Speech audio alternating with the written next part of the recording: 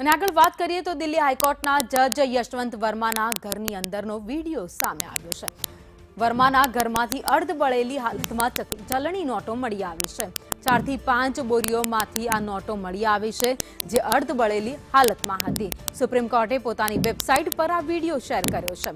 જજ વર્મા સામે તપાસ માટે સુપ્રીમે 3 જજની કમિટી પણ બનાવી છે। જજ વર્માને દિલ્હી હાઈકોર્ટમાં હાલ નહીં કોઈ પણ ન્યાયિક કાર્ય આપવામાં આવે। પોતાની સામેના આરોપને જજ વર્માએ બદનામીનું ષડયંત્ર ગણાવ્યું છે।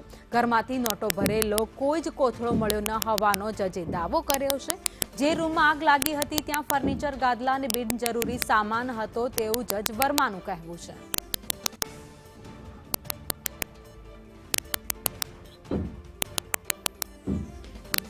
તો જજ વર્મા જેમના ઘરમાં ફાયર અધિકારીઓને એક રૂમમાં નોટો ભરેલા દેખાઈ હતી, જે સમયે તેમના ઘરમાં આગ લાગી અને જ્યારે ફાયર અધિકારીએ નિવેદન આપ્યું ત્યારબાદથી જ સામસામે નિવેદનબાજી શરૂ થઈ છે।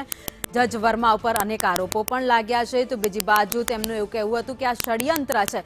જોકે હવે એક બીજો વિડીયો સામે આવ્યો છે, જ્યાં ફાયર અધિકારીએ પાછળથી પોતાનું નિવેદન પણ બદલી નાખ્યું, પરંતુ હવે એ જે રૂમમાં આગ લાગી હતી એ રૂમનો વિડીયો સામે આવ્યો છે, જેમાં જોઈ શકાય છે કે અધિકારીઓ અંદર છે અને બળેલી નોટો આ વિડીયોમાં દેખાઈ રહી છે। સુપ્રીમ કોર્ટે પોતાની ઓફિશિયલ વેબસાઇટ પર આ વિડીયો પણ શેર કર્યો છે। જો કે વિડીયોના આધારે તપાસ પણ કરવામાં આવશે। જો કે જજ વર્મા હજુ પણ પોતાના પર લાગેલા તમામ આરોપોને નકારી રહ્યા છે, ષડયંત્ર ગણાવી રહ્યા છે, પરંતુ જે વિડીયો સામે આવ્યો છે ટીવી સ્ક્રીન પર આપને દેખાઈ રહ્યો છે, જજ વર્માના ઘરનો છે।